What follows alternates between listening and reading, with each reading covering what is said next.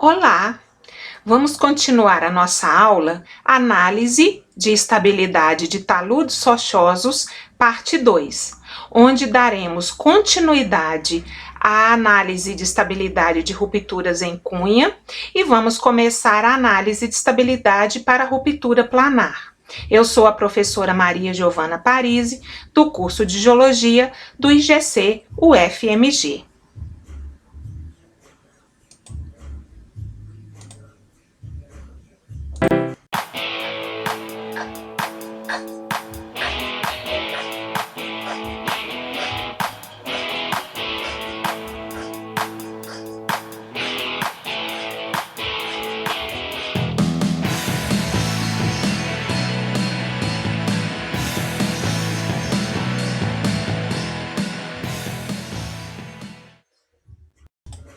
Como disse na aula anterior, este curso de análise de estabilidade de taludes rochosos é baseado no método desenvolvido por Huck e por Bray, que estão bem descritos no livro Rock Slope Engineering, desses autores, terceira edição, e também no livro adotado nesse curso, que está em PDF e é gratuito para todos, Rock Slope Engineering, quarta edição, organizado por Duncan William e Christopher Marr, baseado, obviamente, no livro de Huck e Bray, com o apoio inestimável do Huck.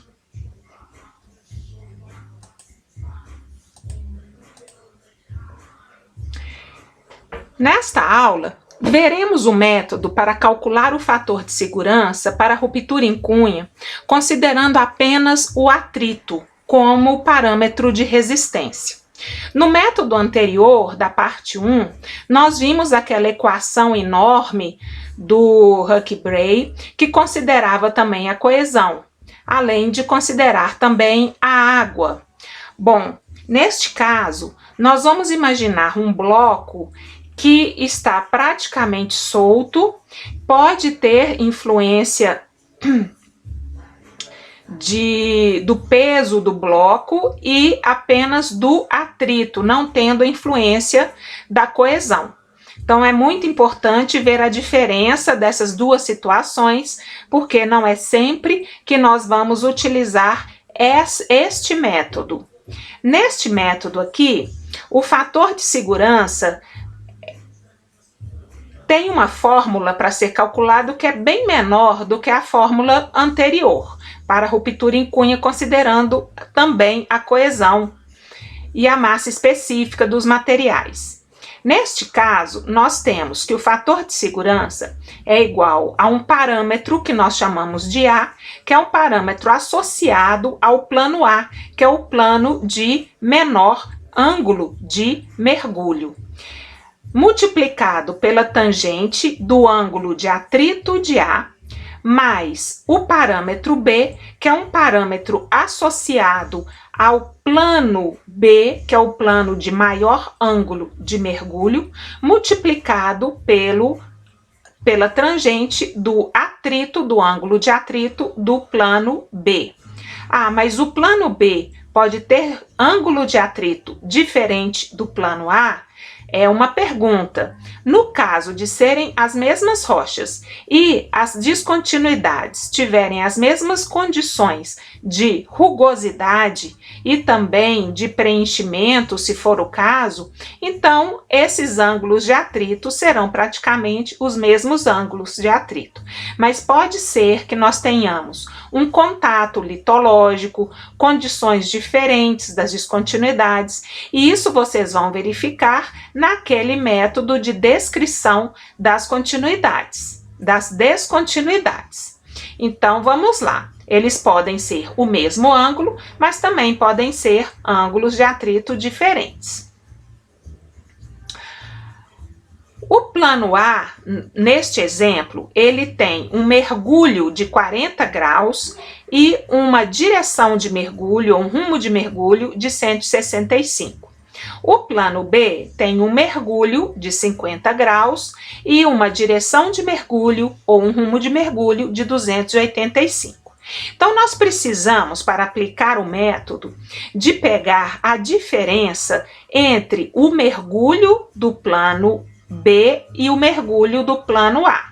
No caso, o plano B é sempre o de maior mergulho, então 50 graus menos 40, a diferença dá 10 graus. E também precisamos pegar a diferença entre os rumos de mergulho dos respectivos planos. Então, a diferença de 285 para 165 dá 120. Para que a gente precisa dessas diferenças? Porque o Huck e o Bray desenvolveram ábacos, como este ábaco aqui do lado, para que possamos obter os parâmetros A e os parâmetros B, que são constantes desenvolvidas por Huck e Bray e que têm uma relação com o tamanho da cunha que se forma. Então, neste caso aqui, tendo a diferença angular entre os mergulhos dos planos, nós procuramos qual ábaco que nós devemos trabalhar. Neste caso aqui, não é o caso do nosso exemplo, porque este ábaco, ele é para aqueles planos cuja diferença de mergulho é zero, ou seja, os dois planos possuem o mesmo mergulho. Então, não é o nosso caso. Eu vou só exemplificar esse ábaco.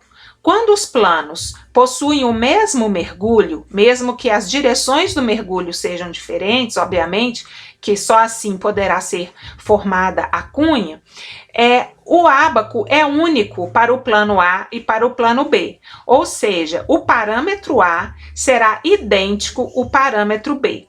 Como que nós usamos este ábaco? Vocês estão vendo que aqui embaixo está escrito diferença na direção em graus, né? Na direção do mergulho em graus. Então, difference in deep direction degrees.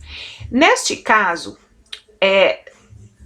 nós não podemos usar o nosso exemplo porque esse ábaco é para ângulos de mergulho iguais. Então, o que a diferença é zero. Então, nós temos que procurar o ábaco que tenha a diferença de 10 graus. Mas vocês estão vendo que aqui seria a diferença entre as direções e o ábaco que mede a diferença entre os ângulos de mergulho. Essas curvas aqui, elas medem o ângulo de mergulho do plano considerado. Como aqui os planos têm o mesmo mergulho, então a gente precisa de encontrar a curva que tem o mergulho dos planos e assim funciona dessa forma. Entramos aqui com a diferença da direção dos mergulhos em graus. Vou usar um exemplo diferente do que nós estamos usando aqui 120, porque não é o nosso caso para esse ábaco. Então vamos supor que seja 100 a diferença entre eles e que o ângulo de mergulho seja 30. Então eu venho aqui 100, os dois planos mergulham 30, então a diferença é zero. Eu venho em 100, sigo esta linha aqui e rebato essa linha até a curva de 30 graus, que é o ângulo de mergulho dos planos. E depois eu rebato essa curva para cá, né, para esse lado aqui, a ordenada, e eu terei 130, rebatendo para cá, o valor de 1,5. Ou seja, 1,5 é o parâmetro A, que neste caso será igual ao parâmetro B. Eu pego esse valor 1,5, que é adimensional, jogo aqui 1,5, 1,5 aqui, pego o ângulo de atrito que eu tenho para este maciço rochoso, para esta cunha, para esse material. Se eles forem iguais, coloco o ângulo de atrito aqui e pronto. Essa multiplicação é duplicada e eu tenho qual é o fator de segurança. Mas vamos, entendido isso, vamos ao nosso exemplo. A diferença aqui é de 10 graus. Então, eu vou procurar o par de ábacos para conseguir o fator A e o fator B. que é exatamente esse par de ábacos aqui. Então, vocês estão vendo que, neste caso, a diferença é de 10 graus entre o mergulho. O mergulho, 10 graus. Então, esse é o ábaco para encontrarmos o parâmetro B e esse o ábaco para encontrarmos o parâmetro A. Agora, nós podemos usar o 120. 120 é a diferença na direção do mergulho. Então, eu pego, para conseguir qual é o parâmetro A, eu venho aqui em 120 e eu sei que o mergulho do plano A é 40. Então, 120, muito fácil. Venho aqui em 40, dá um pouquinho abaixo dessa linha aqui, estão vendo? Um pouquinho abaixo. E aí eu rebato para cá. E é um pouquinho abaixo de 1,5. Eu vou falar que é 1,49. Então, guardem esse valor. A é 1,49. Agora, vamos para B. A diferença é de 120 da direção. Eu venho aqui, B tem 50 graus de mergulho. Então, eu vou rebater 120 até a linha aqui, que é 50 graus. 120 rebatido para 50, vai dar exatamente aqui. Então, eu vou seguir essa linha direitinho e eu sei que é 1,1, porque caiu aqui. Aqui é 1,1, 1,2, 1,3, 1,4, 1,5. Então, 1,1 e 1,49. Volto lá na fórmula, na equação, e ponho aqui 1,49 multiplicado pela tangente do ângulo de atrito de A, mais 1,1 multiplicado pela tangente do ângulo de atrito de B. Certo? E aí tem o fator de segurança. Muito fácil, não é, gente? E aí os ábacos, os conjuntos de ábacos que nós temos a diferença é de 10 graus, tem o outro, aí vai de 10 em 10. Esse aqui, a diferença é de 20 graus. Vocês estão vendo que quando a diferença ela fica maior, significa que a cunha ela vai ficando mais aberta. Ou seja, o plano A vai ficando mais suave e o plano B cada vez mais inclinado. Vocês estão vendo que essas linhas aqui estão mais próximas e que não está dando muita diferença entre essas curvas aqui. Ah, não estão vendo? Vamos ver no próximo ábaco, cuja diferença é 30. Reparem a distância das curvas para encontrar a taxa B com relação ao plano B e a diferença da distância entre essas curvas para encontrar o mergulho do plano A para encontrar o parâmetro A. Então, vamos agora no conjunto de ábacos, cuja diferença de mergulho é 30. 30, olhem só, 30. Aqui fica mais distante e aqui fica mais próximo, ou seja, o ângulo B ele fica cada vez mais inclinado e não vai fazendo muita diferença em qual é a inclinação. Por quê? Porque a diferença, a distância entre A e B, né, a abertura, o ângulo entre A e B vai ficando cada vez maior. Então, não é o plano B que vai ficando mais inclinado, é essa distância aqui é que não vai fazendo muita diferença, o que na hora do rebatimento não vai variar muito o parâmetro B. Tá certo? Eu acho que eu me expressei mal, eu falei que o ângulo vai ficando mais inclinado, e não é isso.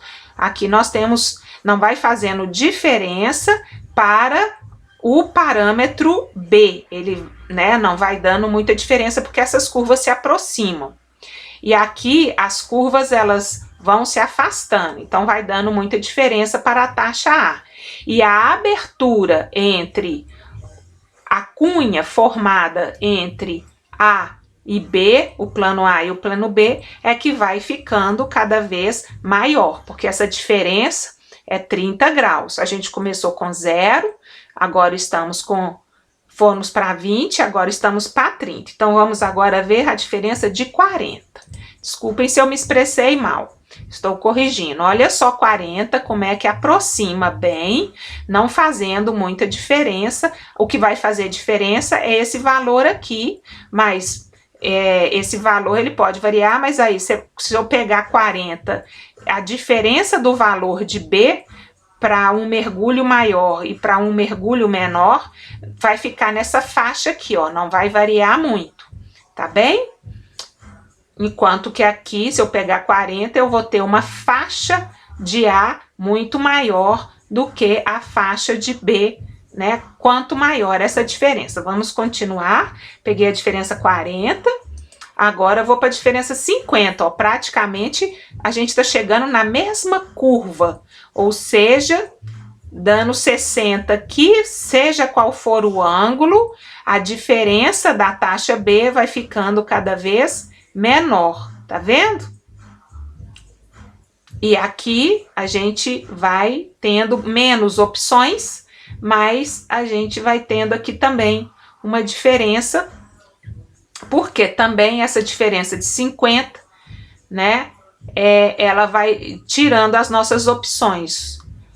O plano A, ele só pode ter um mergulho de 20, 30, 40, e o plano B aqui, ó, só pode ter de 60 até 90. Então, vai diminuindo as opções de mergulho do plano B e diminuindo as opções de mergulho do plano A.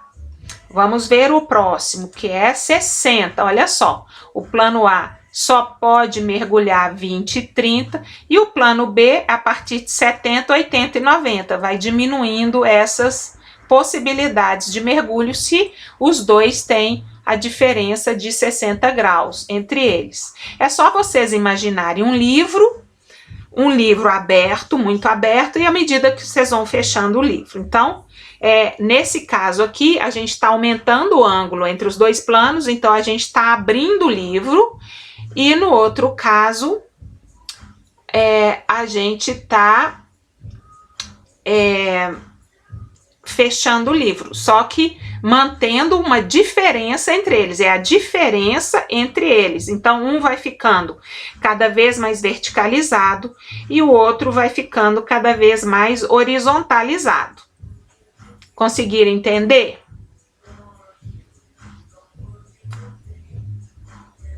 Então, eu tinha até falado certo, né? As possibilidades de mergulho para essa diferença, o plano V vai tendo possibilidades de mergulho cada vez mais alto e o plano A vai tendo possibilidades de mergulho cada vez mais baixos. Para 70 graus, o ângulo de A só pode ser 20 e o ângulo de B só pode ser 80 e 90. E não tem mais, não é isso? Então, repetindo, nós temos aqui os diversos ábacos, aqui a diferença de 70, 60, 50, 40, 30, 20, 10 e 0. Lembrando que aqui nós temos mergulhos que variam, né, pode ter de 10 também, a gente imagina a curva passando mais distante, 10, 20, 30, 40, 50, 60, 70, 80. À medida que a gente abre mais o ângulo, a diferença 10 graus continua também 20, 30, 40, 50, 60, 70, 80, 20, 30, 40, 50, 70, 80. Aí nós vamos dar maior diferença. Tá vendo que 20 sumiu. Então, aqui no B, 20 sumiu. Então, é 30 até 90. Aqui, 20 continua até 70. Aqui, 30 graus, 20 até 60. Aqui, 40 até 90. 30 sumiu.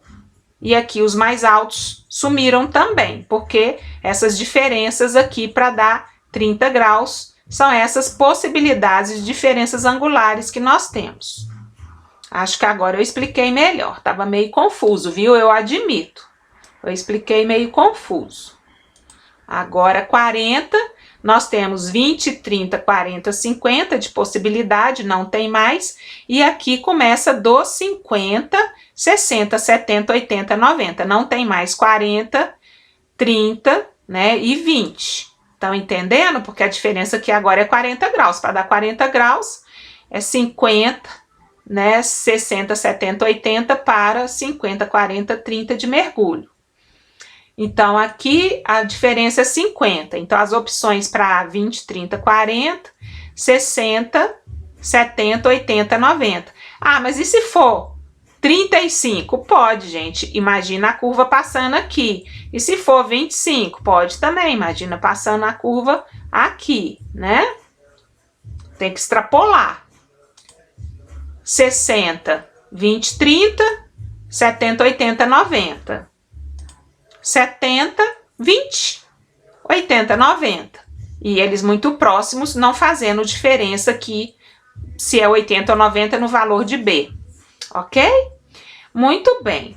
Vocês podem estar se perguntando, mas se a diferença angular der 65, eu só tenho ábaco, conjunto de ábacos para achar o plano A e para achar o plano B de 70 e 60. Ora, vamos considerar o seguinte, vou repetir aqui como é que usa o ábaco. Se vocês têm dois planos cuja diferença de mergulho deles der 60 graus ou perto de 60, usa este ábaco aqui. Então, a gente vai lá, vamos supor que a diferença tenha dado 60, a diferença da direção. Eu vou rebater 60 aqui, que o mergulho seja 30, não é isso?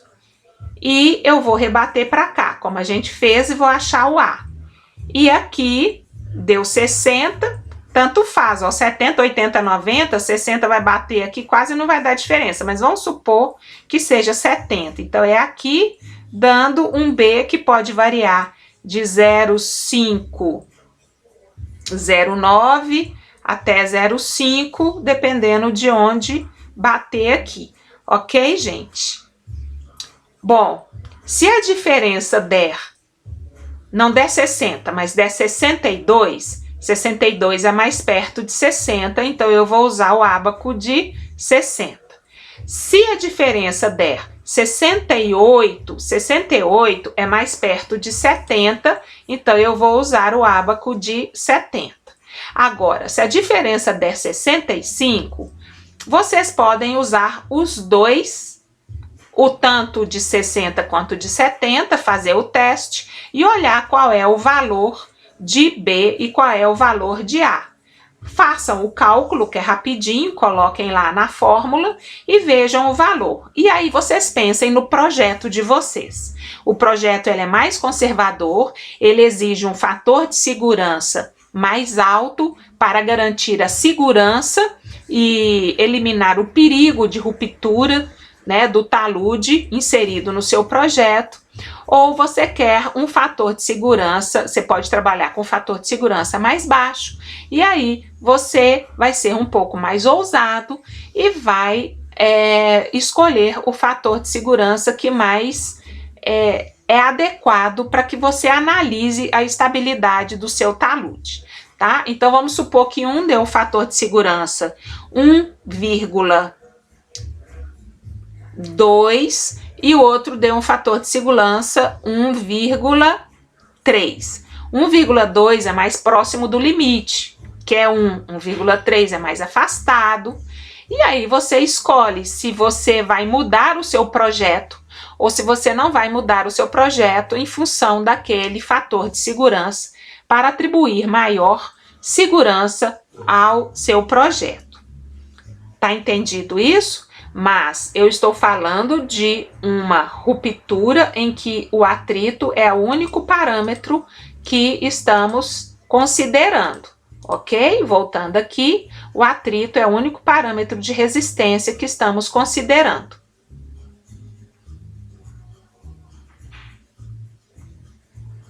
Muito bem.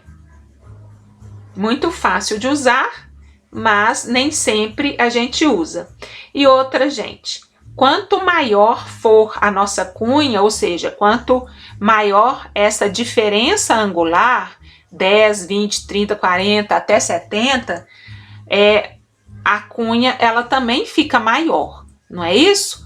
Então, dependendo, vai se tornando mais perigoso. Entendi? Tô passando os ábacos, porque agora nós vamos ver o método de Huck-Bray para ruptura planar. Este método de Huck-Bray, ele é bem diferente dos métodos para cunha que vocês já viram. Vocês estavam esperando uma equação, né?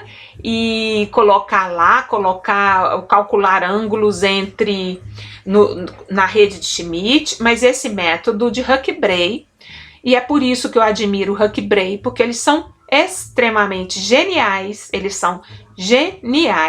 eles desenvolveram um método trabalhando com direção das forças. É um método vetorial que trabalha com direção e atuação das forças atuantes no bloco de ruptura planar. Então, o que é que eles imaginaram? Eles imaginaram o seguinte: quais são as forças que atuam no bloco de ruptura, imaginando que temos aqui uma descontinuidade. E essa descontinuidade, ela mergulha mais suave do que a face do talude, atendendo àquela condição geométrica, e ela mergulha, a gente, né, tem que ver se ela mergulha mais alto que o ângulo de atrito. Então, ela deve mergulhar mais alto que o ângulo de atrito e mais suave que a face do mergulho, do talude, para que a gente tenha aquelas condições atendidas. E tem a condição de paralelismo também. Ela deve ter a sua direção até 20 graus com relação à direção da face do talude. Bom, imaginando que esse é o nosso bloco de ruptura ao longo deste plano, que é a minha descontinuidade, quais são as forças que atuam neste bloco? Primeira força é uma força relacionada ao peso, que eu colori aqui de rosa escuro, quase vinho. Depois, nós temos uma força relacionada a essa descontinuidade que vocês estão vendo aqui, que nós chamamos de fenda de tração. Lembram quando nós medimos a abertura entre as descontinuidades? Tem o espaçamento, a persistência, e temos a abertura. A abertura, ela significa que o bloco ele já está se deslocando. Então, já está havendo um deslocamento deste bloco, né?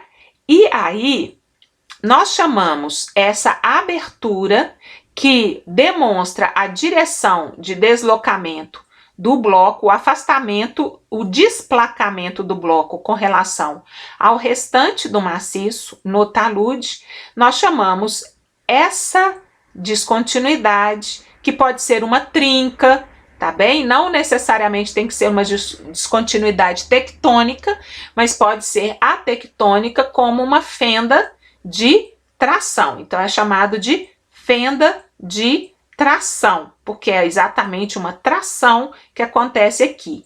E essa força V é exatamente a força trativa, né, pelo desplacamento do bloco do maciço, gerando a força de tração. E ela atua nessa direção. Então, por isso, o método é um método de direção das forças. A outra força que atua neste bloco é a força da água. A água dentro da fenda de tração e também percolando aqui ao longo da descontinuidade, ela pode exercer uma força que nós chamamos de poropressão, e essa força aqui ao longo da descontinuidade, ela atua perpendicularmente à direção, ao mergulho, a linha de mergulho da descontinuidade, tendendo a desplacar este bloco também deste lado aqui do maciço, ao longo da linha da descontinuidade, e o sentido de atuação dessa força é nesse sentido aqui, perpendicular para cima, ou seja, atuando para desplacar, para diminuir o atrito ao longo dessa superfície. Temos também a força que atua no sentido oposto da força de cisalhamento, que essa força aqui é a força da componente do atrito mais a área, que é essa área aqui da descontinuidade que estamos considerando desde a base da sua interseção com a face do talude até a sua interseção com a fenda de tração, nós temos aqui uma área, então é o atrito ao longo desta área, né, multiplicado aí pela resistência coesiva. Então, é o atrito mais a área multiplicada pela coesão que pode existir ou pode não existir ao longo aí dessa descontinuidade. Se tiver preenchimento, por exemplo, nós podemos ter coesão em função de cargas residuais do material de preenchimento com as paredes das descontinuidades. Nós podemos também ter veios de quartzo que também geram coesão. E essa descontinuidade, ela pode estar muito unida e a gente pode ter o que nós chamamos de coesão aparente em função da presença de água capilar aqui neste plano. Eu vou falar posteriormente, não se preocupe, com sobre essa questão da capilaridade. Então, essa força aqui é a força de resistência. Vocês estão vendo que ela está no sentido contrário do sentido do cisalhamento, que é esse sentido aqui, né? Que é uma força contrária a essa força de resistência. Então, essa força aqui é a soma do atrito, que é esse Fzinho aqui, que é a força de atrito, mais essa área vezes C, que é uma força ligada à coesão. Muito bem. Então, nós temos W ligada ao peso, V ligada à tração, U ligada à força da água e essa força F mais AC ligada à resistência. Aqui é o ângulo de mergulho da superfície e nós temos também o mergulho da face do talude, mas nós estamos usando aqui o ângulo de mergulho da superfície. Bom, qual vai ser a equação do fator de segurança? O fator de segurança, que está sendo chamado aqui de F maiúsculo, podia ter um S também, não tem problema nenhum. F, S, mas no livro está só F, então vamos respeitar um F maiúsculo, que se distingue aqui do F minúsculo, que é o fator que nós chamamos de fator atrito, tá bem? Fator atrito.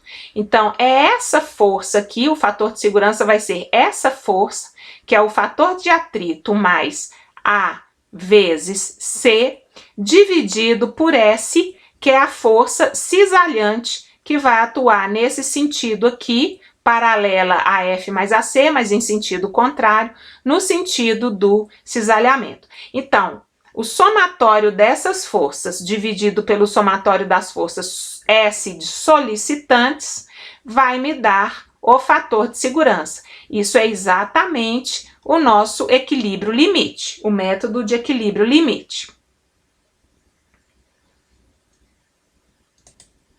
Gente, tá entendido até agora?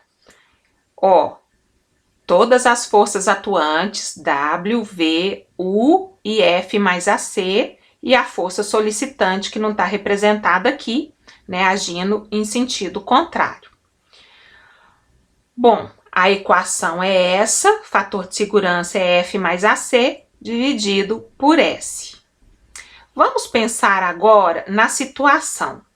Huck e Bray colocaram duas situações para a gente com relação à posição da fenda de tração.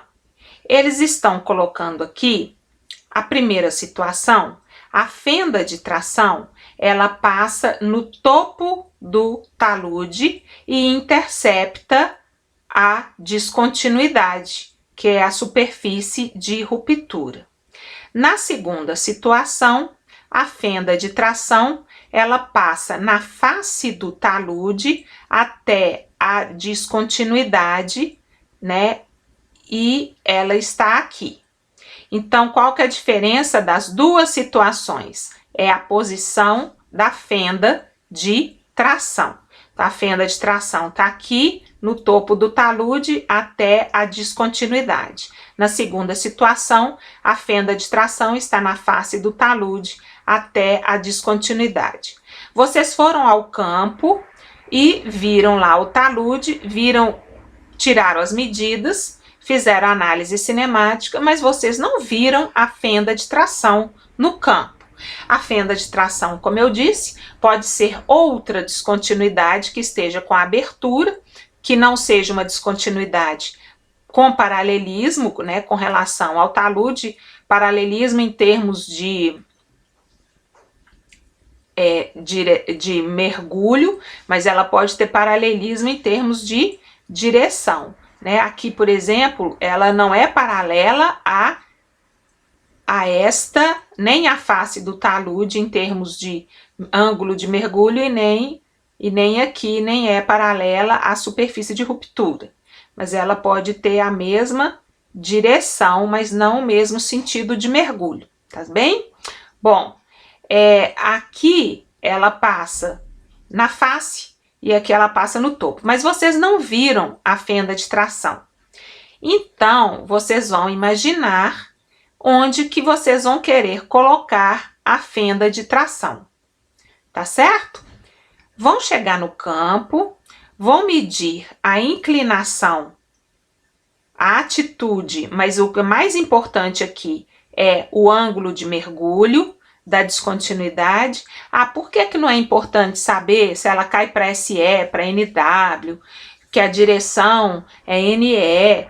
Porque aqui, gente, o que a gente está representando é uma condição que nós já fizemos a análise cinemática e nós já sabemos que a geometria está favorável. Então, eu estou lá na frente já da minha análise, tá certo? Então, já foi feito tudo isso e deu na análise cinemática que a geometria é favorável. A partir daí, o que interessa pra gente são essas relações angulares apenas, tá certo? Para ver o tamanho do bloco de ruptura, são essas dimensões. Então, a gente representa esse perfil aqui, a gente mede o ângulo de mergulho da face do talude, o ângulo de mergulho da superfície, o ângulo de mergulho do topo do talude. E nós representamos a face do talude com o seu mergulho, fazemos um desenho da descontinuidade interceptando a face do talude com o mergulho dela. Então, é muito fácil a gente fazer esse desenho. A gente pega o transferidor, né, e faz um plano aqui, uma linha, mergulhando igual o ângulo de mergulho da face do talude, e interceptado nessa base aqui, a gente faz outra linha, que vai ser a descontinuidade com o ângulo de mergulho dela, tá bem? E se a gente viu onde que está a fenda de tração, a distância, onde que ela se localiza, tudo bem. Se a gente não viu, nós teremos que fazer isso várias vezes, colocando a fenda de tração em várias posições. Sinto muito, mas é repetição, para ver qual é o fator de segurança e qual vai ser o nosso bloquinho de ruptura mais provável. Então, é um trabalho, né, de probabilidades. Muito bem. Então, nesta situação em que a fenda de tração está aqui interceptando a descontinuidade com o topo do talude, nós temos que tirar algumas medidas. Cada um vai ter a sua escala de trabalho. A gente pega um papel quadriculado, né, milimetrado, e a gente determina aí o que 1 metro, qual vai ser a escala para 1 metro. Não é isso? E aí, pronto, a gente representa depois que a gente coloca os ângulos, o ângulo de mergulho da face do talude, o ângulo de mergulho da descontinuidade e o ângulo de mergulho do topo do talude, nós fechamos, né, esse polígono, e aí nós vamos medir o comprimento dessas distâncias aqui. O que é H, o que é X, o que é D, o que é Z, o que é ZW e o que é A. Aqui está autoexplicativo, mas vamos lá. Nessa primeira situação, o A será a distância do ponto de interseção da descontinuidade com a face do talude nessa base até a interseção da descontinuidade com a fenda de tração. Aqui também é a mesma coisa, só que a fenda de tração é que está na face. É interceptando a face e não interceptando o topo do talude. O A será sempre a distância entre a descontinuidade com a face do talude até a distância entre a interseção da descontinuidade com a fenda de tração. Tô falando bem devagarzinho, tá bem? Que é só a gente entender essas coisas que ficam muito fácil. B. Muito bem. O que será H? H vai ser a altura da interseção da descontinuidade com a face do talude até o topo do talude, tá bem? Até a linha de topo do talude. Então, H é essa distância aqui, H é essa distância aqui até o topo a linha de topo do talude. Muito bem. O que é que vai ser X? Querem dar uma olhadinha? X vai ser a distância da interseção do topo do talude com a face até a interseção do topo do talude com a descontinuidade. A interseção do topo do talude com a face até a interseção do topo do talude com a descontinuidade, não muda. E o que é que vai ser D? D vai ser a distância da fenda de tração com o topo do talude até a interseção da descontinuidade com o topo do talude. D vai ser a distância entre a fenda de tração com a face do talude, onde ela intercepta na face do talude, neste caso aqui, até a interseção da descontinuidade com o topo do talude. Neste caso aqui, o que vai ser? Z. Z será a altura da fenda de tração, ou seja, a distância entre a interseção da fenda de tração com a descontinuidade até a interseção da fenda de tração com o topo do talude. Isso é Z. ZW significa a altura da coluna d'água dentro da fenda de tração, se for possível medir. Neste caso aqui, Z vai ser diferente desse Z aqui. Z vai ser a distância entre aliás, nem é diferente, porque aqui é a própria fenda de tração, mas é a distância da interseção com o topo do talude. E aqui vai ser a interseção da descontinuidade também com a fenda de tração até o topo do talude, independente da fenda de tração subir até o topo, não. Até o topo, continua sendo até o topo. Então, vocês vão falar assim, Z é essa distância aqui, daqui até aqui, nessa situação? Não, tá errado. O que é Z? Z é essa distância daqui até o topo do talude, essa reta que é o prolongamento do topo do talude. Então, Z é isso tudo aqui. Passou daqui e vem para cá. E o que é Z0? Z0 vai ser exatamente esse intervalo aqui, que é a interseção da fenda de tração com a face do talude até o prolongamento horizontal do topo do talude. É Z0. Então, a fenda de tração, o comprimento da fenda de tração será Z menos Z0. E ZW continua sendo a altura da coluna d'água dentro da fenda de tração. É só parar um pouquinho e visualizar essas situações que vocês vão entender. O desenho tá muito autoexplicativo. Então, são todas medidas de comprimento que nós chegamos, colocamos num papel milimetrado e fazemos essas representações.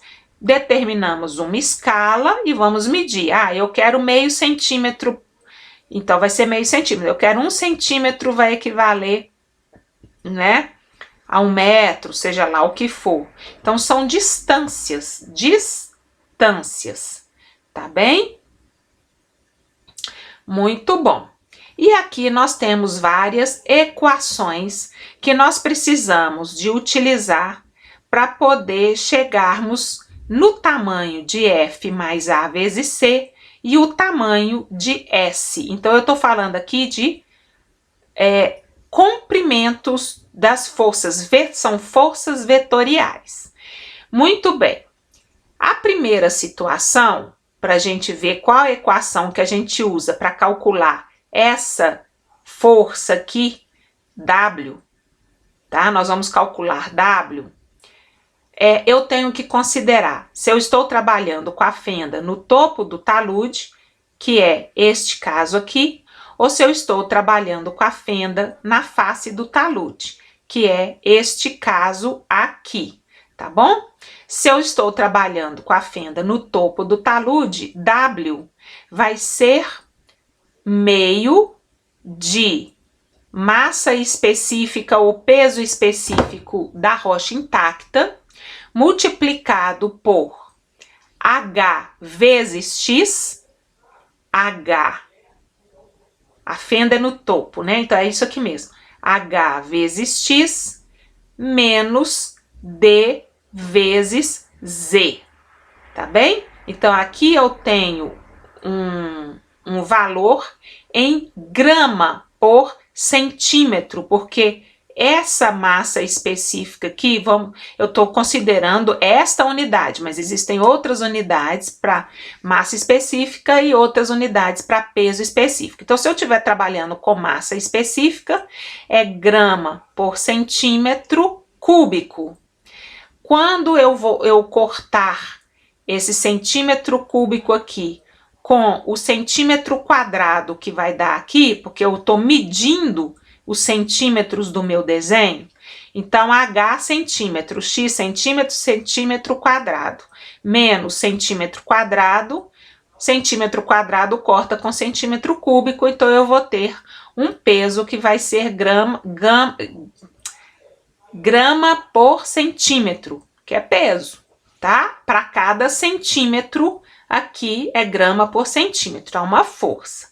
Bom, se for a fenda estiver na face do talude, então a equação vai ser essa aqui.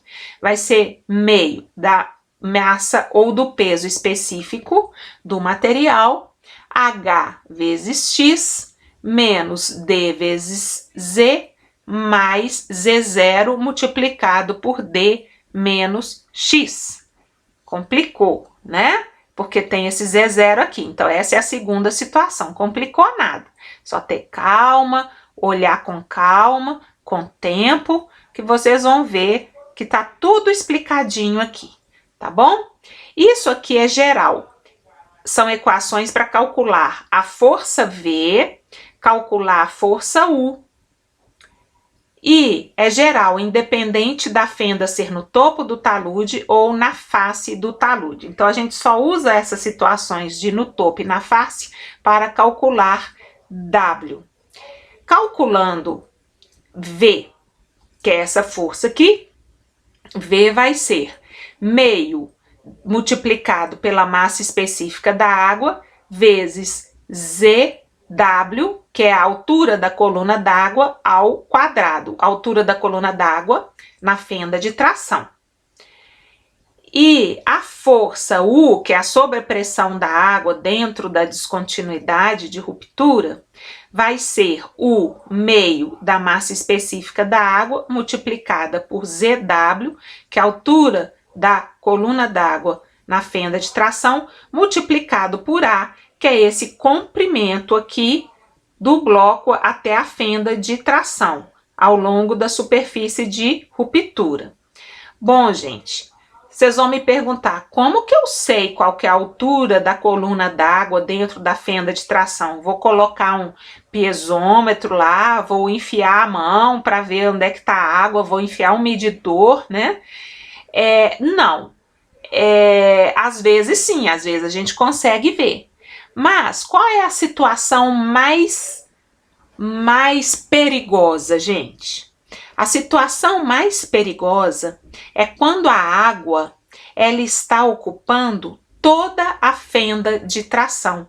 Então, esse ZW aqui, neste caso, ZW será ocupar toda a fenda de tração, ele vai ser igual a Z menos Z0. Então, vai ser o ZW. E aqui, o ZW vai ser igual a Z, e esta é a pior situação. A água está preenchendo aqui tudo e também existe água, né, uma sobrepressão de água aqui dentro também.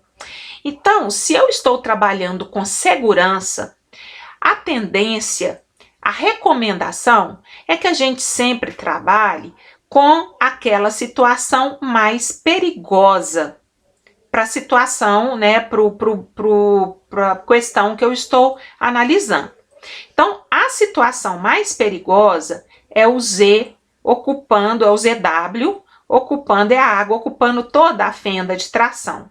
Então, se não for possível medir Z, ou se vocês acreditam que, bom, hoje ZW está aqui, a altura da água está aqui, mas se chover, vai encher até aqui. Então, a minha recomendação, né, como professor, é que vocês sempre calculem ZW, que é a altura da coluna d'água, igual ao tamanho da fenda de tração, porque essa é a pior situação, a situação mais perigosa. Então, eu quero, né, eu sempre sou mais conservadora.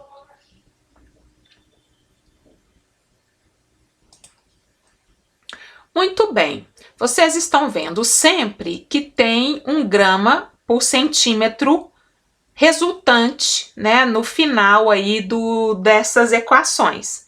Então, a gente pega essas forças, né, aqui você corta, né, centímetro com centímetro cúbico, centímetro quadrado com centímetro cúbico, então sempre vai sobrar algum centímetro aqui, 1 grama por centímetro, que por isso que o peso específico, a massa específica está aqui, né? Pode ser quilonewton por metro também, depende da unidade usada, desde que a gente use sempre unidades coerentes, né? O mesmo sistema.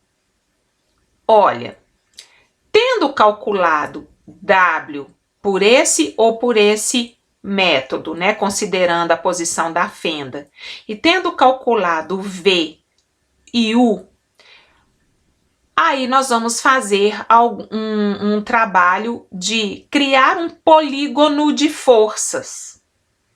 Huck e Bray são tão inteligentes que eles sugerem assim: vamos criar um polígono de forças e vamos medir o comprimento de F mais AC dividido pelo comprimento de S. Se o comprimento de F mais A vezes C for maior que o comprimento de S, o fator de segurança é maior do que 1. Se o comprimento de F mais AC for menor do que o comprimento de S, então o fator de segurança será menor do que 1. E se o comprimento de F mais A vezes C for igual ao comprimento de S, o fator de segurança vai ser igual a 1. Então, é o que nós estamos querendo.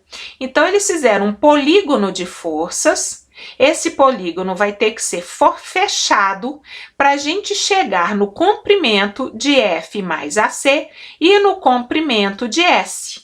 Vamos ver os gênios como é que fizeram isso. Tendo calculado W em gramas por centímetro, eu pego aqueles centímetros, vamos supor que tenha dado 7 gramas por centímetro. Então, eu vou pegar 7 centímetros, eu vou estabelecer a minha escala, né, que eu vou trabalhar no papel. Então, eu vou colocar 7 centímetros, fazer uma reta de 7 centímetros no sentido de atuação, na direção de atuação da força W. Força W não tem uma relação com peso? O peso é vertical, então eu vou fazer uma reta vertical no sentido de atuação da força W de 7 centímetros. Tô chutando, tá? Vamos supor que aqui deu 7. Essa conta aqui deu 7. Olha V, aí em seguida nós vamos representar V. Na extremidade dessa reta que foi desenhada, nós vamos colocar nessa extremidade a força V. Lembrando para vocês que a gente quer fechar um polígono de forças. Então, a força V, a gente calcula V aqui, e perpendicular a W, a gente coloca a força V. Vamos supor que a força V tenha dado 2 centímetros. Então, a gente coloca a força V aqui. Beleza. Aí, traça-se uma perpendicular à extremidade de V. Traçando essa perpendicular, nós pegamos, a partir dessa perpendicular, a gente pega um transferidor e a gente coloca para fora, assim, não para dentro, para fora do meu polígono, o ângulo de mergulho da descontinuidade, que é a superfície de ruptura. Então, o ângulo de mergulho da descontinuidade a gente coloca aqui a partir dessa perpendicular da força V que atua aqui. Bom, o que é a força U? A força U não é perpendicular à descontinuidade? Então, quando a gente pega essa perpendicular aqui, colocamos o ângulo de mergulho da descontinuidade, a gente vai conseguir representar a força U na sua direção correta. Então, olha que U atua aqui e U, então, vai atuar igualzinho na mesma direção que U atua aqui no bloco. Estão vendo? Proporcional ao mergulho da descontinuidade. Então, a gente representa U. Vamos supor que U, que nós somamos aqui, né, calculamos aqui, tenha dado 5 centímetros. Não, eu te falei 7 aqui, né, aqui eu falei 2, então uns 3,5 aqui. Então, eu tô chutando, tá? Eu sei que vocês vão olhar e falar, aí, professor, sua proporção aí não tá muito boa, não. Vamos dar um valor X aí qualquer. E aí, nós vamos colocar U, tá bom? E U terminou aqui. Bom, o que é que eu vou fazer? Eu tenho que fechar o meu polígono com esse W que eu comecei aqui em cima. Com U aqui, né, eu posso fechar ele aqui, mas eu tenho ainda que representar outras forças. Então, a gente vai fazer um tracejado. A partir do final da extremidade de U, a gente vai prolongar um U, fazer tracejado, o prolongamento de U. E vamos traçar uma perpendicular do prolongamento de U até W. Então, a gente vai colocar a régua aqui e a gente tem que colocar até o início de W, não é só até W, até o começo desta reta aqui que nós iniciamos por ela. Então, eu vou pegar, onde que vai dar minha perpendicular? Aqui não. Vou traçar a perpendicular aqui também não. A minha perpendicular, ela vai dar aqui, fechando o polígono. Tá certo, gente? Fechando o polígono. Então, eu tenho um polígono formado por W, por V, por U, pelo prolongamento de U e por essa reta aqui que vai fechar o polígono. E olhem para vocês que essa reta aqui, ela é exatamente paralela a essa direção da força de resistência e a direção da força solicitante. Nossa, é mesmo? Tá vendo? Então, todas as forças W, V, U e F mais AC e a força solicitante estão representadas na sua direção aqui. Isso para mim, gente, é incrivelmente genial. Agora vocês sabem porque eu amo Huck e Bray. Eu amo Huck e Bray. Geniais. Pronto, falei. E aí, eu ainda não sei qual é o fator atrito, eu ainda não sei A vezes C. A vezes C é só calcular. Eu tenho que ter a coesão, eu já tenho A, que eu medi aqui, e eu sei quanto que é o comprimento de A vezes C. Mas eu não sei o fator atrito, é um fator relacionado com o ângulo de atrito. Então, eu tenho que transformar o ângulo de atrito em comprimento. Então, a partir desse ponto, da extremidade de U e o seu prolongamento, eu ponho um transferidor aqui e eu abro um ângulo aqui para dentro, em direção a W, eu abro um ângulo aqui para dentro. Esse ângulo é o ângulo de atrito. Pego o prolongamento desse ângulo a partir da extremidade de U e olho onde que esse prolongamento rebate nessa reta aqui, que é exatamente paralela a F mais AC, exatamente paralela a S. E é exatamente esse comprimento aqui, ó, entre o prolongamento de U até aonde que o ângulo bateu, eu tenho o meu comprimento, que é chamado de F minúsculo, que é o fator atrito. Olha só que incrível! Se eu quero F, que é o fator atrito, mais AC, então a partir do final desse ponto, essa interseção aqui dessa reta que pega do ângulo de U até essa reta, eu tenho o fator de atrito final, eu vou somar A vezes C.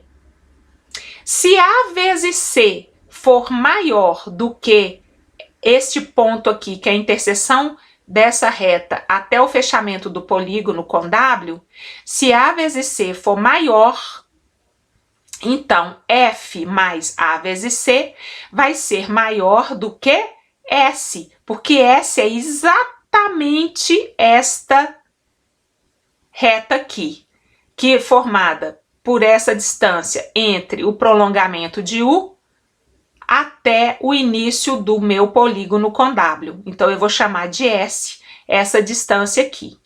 E F vai depender desse ângulo de atrito, que ele pode ser, se ele for mais fechado, se ele for menor, né? Se o ângulo de atrito for pequeno, F vai ser pequeno. Se o ângulo de atrito for maior, F vai ser maior, vai dar aqui. Então, faço uma simulação abrindo esse ângulo aqui, ó. Abre o ângulo, F vai ser maior e a possibilidade de F mais A vezes C ultrapassar S vai ser maior também. Então, A vezes C mais F pode ultrapassar esse ponto aqui, tá bem? Eu só tenho que pegar esse comprimento.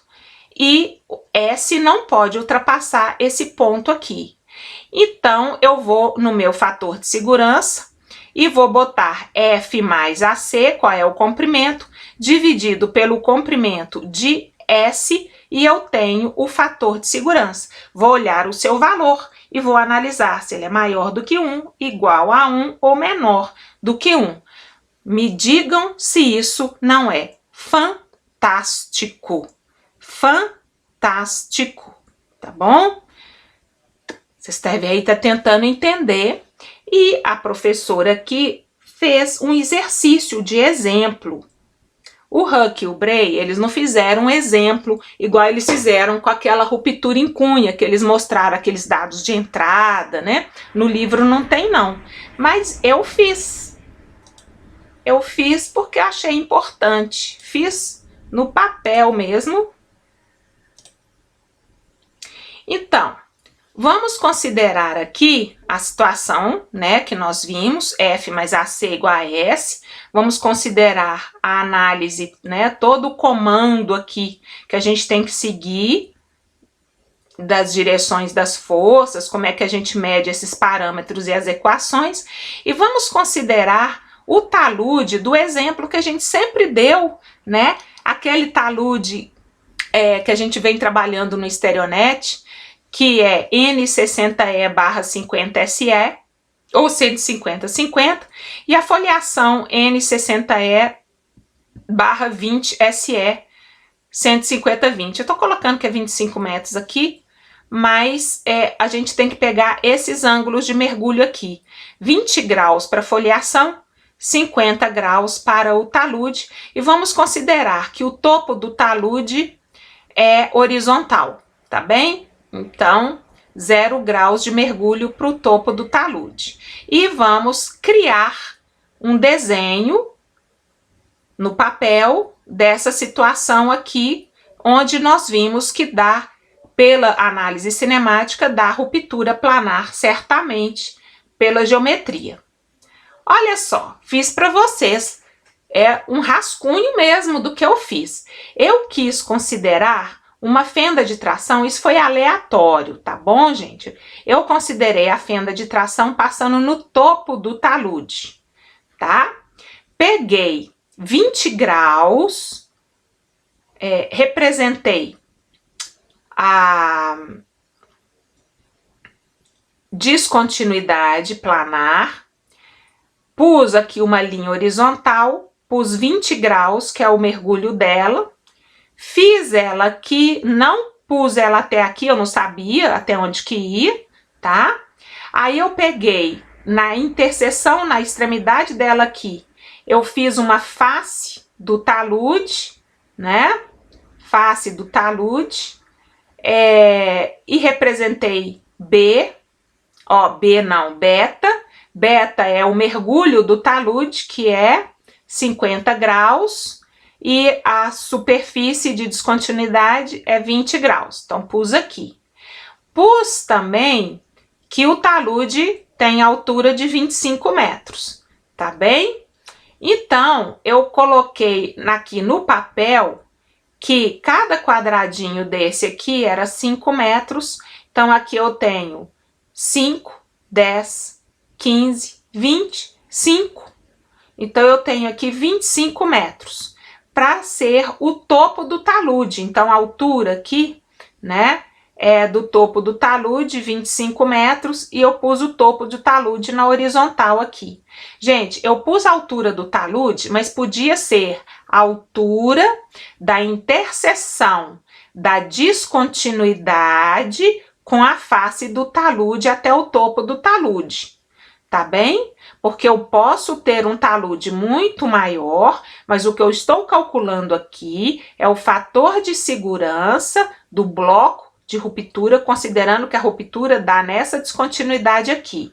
Se eu tivesse uma outra descontinuidade paralela a essa, ou seja, na mesma família, passando aqui, por exemplo, né, a face do talude tinha que estar prolongado para cá e o talude teria uma altura maior. Então, essa altura do talude aqui, eu tenho que mudar. Eu tenho que escrever que a altura da interseção, vou fazer isso agora, senão vai confundir vocês. Tchanã! Corrigi, tá bom? Corrigi, porque depois eu vou mostrar para vocês as considerações. Então, ó, o nosso guia, nossa figura guia tá aqui, como é que tem que ser, a equação tá aqui, as equações necessárias estão aqui. No caso, eu pus a fenda interceptando o topo do talude, então eu usei para calcular W aqui. Então, aqui tá meu cálculo. Bom, deixa eu voltar aqui. Então, aqui tá a fenda. Então, eu já fiz a minha escala, eu sei que cada quadradinho aqui é 5 centímetros, representei a descontinuidade mergulhando, representei aqui a altura dessa interseção, então eu descobri onde que é o topo do talude a partir dessa altura, representei a face mergulhando o que ela já mergulha, que é 50, 20, então esse ângulo aqui é 50, esse ângulo aqui é 20, fiz o topo do talude, aí eu prolonguei a descontinuidade até ela interceptar no topo do talude e criei uma fenda de tração nesse ponto aqui. Podia ser aqui, podia ser aqui, eu quis criar aqui, tá bem? e eu vou calcular o fator de segurança para essa situação. Aí eu peguei D, né, seguindo aquele exemplo que a gente viu, o exemplo... Opa, eu peguei esse exemplo aqui, né? Não, esse exemplo aqui, então eu peguei D, peguei X, peguei Z e considerei ZW igual a Z e H e A, tá? Então eu vou pegar isso tudo aqui e passei para o meu exercício. Então A tá aqui, que é a interseção da descontinuidade com a face até a sua interseção com Z, que é a fenda de tração, é esse comprimento aqui. O comprimento de D, que é o comprimento da interseção da fenda com o topo até a interseção da descontinuidade com o topo. O comprimento de X, que é a interseção da descontinuidade com o topo até a face com o topo. Eu já tenho H e peguei o tamanho de Z, proporcional aos quadrinhos que eu tenho, cada um é 5 metros, tá bem? Pegando isso tudo, eu pus que Z era igual a 15 metros, ó, 3 quadradinhos, e que Z era igual a ZW, H igual a 25, como já tinha, D é igual a 44, X é igual a 53, A é igual a 30 metros. Então, eu tenho A, tenho X, tenho Z, tenho H, tenho Z, como eu já falei, igual a ZW, né? E eu acrescentei esses dados. Coloquei que o ângulo de atrito é 15 graus, acrescentei isso, tá bem? Coloquei que a massa específica, não trabalhei com peso específico, a massa específica da rocha é 2,4 gramas por centímetro cúbico, e olha que eu estou trabalhando com metro e centímetro, então eu tenho que fazer a conversão de metro para centímetro, e que a massa específica da água é 1 grama por centímetro cúbico. Feito isso, eu fiz o cálculo. Então, eu calculei W como sendo 1/2 da massa específica vezes H vezes X menos D vezes X. Transformei essas unidades, aqui é H vezes X, era 25 metros, transformei para centímetro, então 2.500 centímetros vezes 5.300 centímetros, porque é 53 metros, D vezes Z, D vezes Z, 4.400 vezes 1.500, deu esse número enorme aqui, né? E é um menos o outro, então esse valor aqui menos esse valor aqui, que é HX menos DZ, 665, nossa senhora, 6.655.000, não é isso? Olha que número enorme. Vezes 1/2 da massa específica, 2,4, é 1,2 vezes 1,2, deu esse valor enorme aqui, né? 7.980.000. Então, centímetros, né? Aí eu transformei esses centímetros para metros, deu 79.800 metros, que eu dividi por 100, não é isso? Então, deu 79.800 metros. É coisa pra caramba, né? Para representar aqui nos meus bloquinhos, que cada um tem 5 metros. Mas vamos ver o que mais que eu fiz. Aí, calculei V, né? Peguei meio aqui da massa específica da água, ZW ao quadrado, que é igual a Z, calculei 1, que é meio. Então, V deu 11.250 metros, que eu transformei de centímetros para metro, dá um numerão grande também. U deu 22.500 metros. A vezes AC deu, aí eu coloquei que a coesão é aqui, ó, 300 gramas força por centímetro quadrado, e a massa específica 2,4. Então, a coesão é 300, então 3.500 que é 30 metros vezes 100 para dar em centímetro, deu 9.000 metros. Então, para eu não trabalhar com esses números muito grandes, eu fiz na minha escala, dividi tudo por 1.000. Dividi AC por 1.000, W por 1.000, V por 1.000 e U por 1.000. Aí ficou melhor, porque AC passou a ser 9, é 9.000 dividido por 1.000. U passou a ser 22,5, V passou a ser 11,25, W passou a ser 79,8. Tendo feito isso, então, eu pude trabalhar com essa escala aqui, que cada bloquinho aqui são 5 metros. Então, W, aí eu segui essa orientação aqui, ó, da direção das forças. W deu 79,8, então 10, 20, 30, 40, 50, 60, 70 e quase 80, né? Eu pus aqui, eu arredondei para 80, tá bom? V, 11,25, então aqui tem 10. V ficou aqui mais ou menos, né? Eu pus 12, aqui, ó.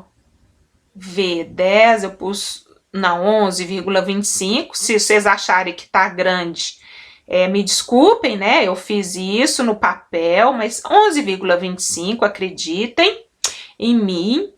Aí eu tracei a perpendicular de V e pus a inclinação 20 graus, que é da descontinuidade. Pus a inclinação e aí eu representei U no comprimento de U, que é 22,5, tá? Então, peguei a régua e coloquei 22,5 aqui, igual os bloquinhos, tá bom? E prolonguei U,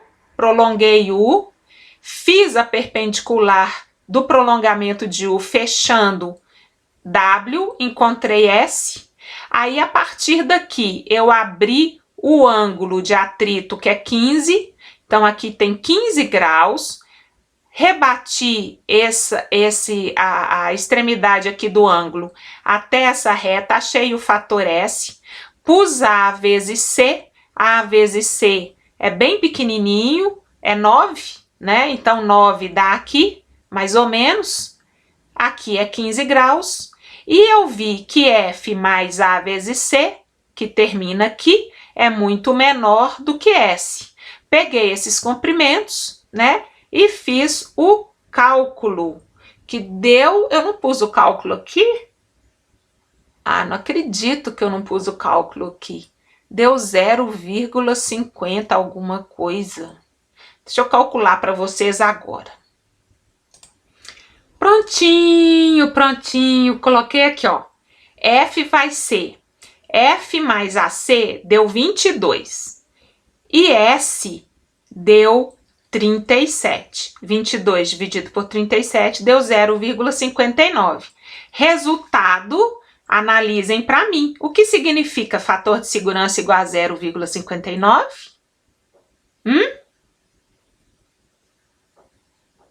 Rompeu, né? Rompeu. Talude super instável, nossa superfície já foi pro beleléu. Aí vocês vão se perguntar, mas essa é a nossa superfície, é essa fenda de tração. Bom, gente, qual que é o nosso objetivo? Lembra o que eu falei? Que nós tínhamos que achar as condições limite. Se eu quero fazer fazer um corte de um talude, eu medi, eu vi a descontinuidade, eu quero saber o que eu tenho que fazer. Então, eu tenho que fazer várias simulações para ver se eu acho o fator de segurança igual a 1, que é a condição limite. A partir daí, eu vou pensar em modificar a inclinação do talude, para modificar a direção do talude para sair fora da possibilidade geométrica de ruptura planar. Então, a gente tem que pensar em situações, ou pensar num muro de contenção, né, que possa superar, né, garantir que aqueles mergulhos das descontinuidades mais altas do que o atrito não vão provocar o escorregamento, então ele vai dar um reforço, uma força de resistência aí, tudo isso tem que ser discutido. Então não adianta eu calcular, essa situação já rompeu. Tudo bem, posso calcular, essa situação já rompeu, né? Se eu já vi a ruptura, eu estou calculando. Mas é muito importante no sentido, quando a gente tem um projeto, o talude não está pronto ainda, eu tenho um projeto, ou se já rompeu, eu quero saber quais foram as condições que levaram àquela ruptura, eu tenho que achar o fator de segurança igual a 1, então eu vou simulando aqui a variação desse Z até achar o fator de segurança igual a 1, que é o fator a partir do qual a situação está no limite. Então, é isso aí, né? O exercício está dado e vocês estão vendo que é só ter paciência com as unidades. Ah, mas fazer para uma única posição é fácil. Imagina a gente ter que simular várias. Ficar fazendo essas contas, né? Olhando essas distâncias, fazendo a conta. Então, como nós já podemos prever, é óbvio que há programas que calculam isso para a gente, né? E que a gente vai simulando, dando os dados de entrada e os programas calculam isso para a gente. Ok? Muito bem, mas nós não iremos falar desses programas hoje, porque já temos 1h25 e eu sei que esse assunto é extremamente tenso, que a gente está falando de estabilidade, né? E preciso prestar muita atenção. Então, eu vou falar isso numa próxima aula sobre os programas, mas é muito importante que vocês entendam e é muito importante o fundamento do método e é muito importante a gente entender um pouquinho da genialidade de Huck e de Bray, meus heróis. Para a gente terminar essa parte e descansar e ter um bom final de semana, não é isso? Vamos para o nosso show!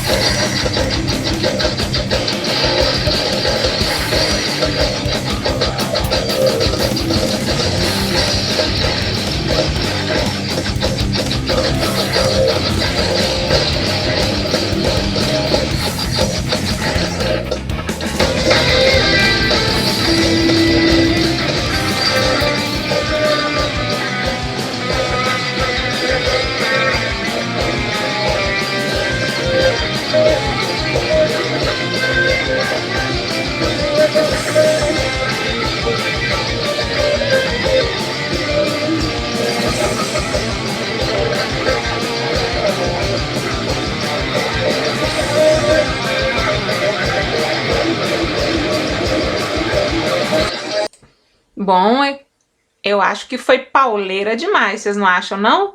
Vão melhorar aí pra gente descansar um pouco? Eu quero descansar, acho que eu tô cansada.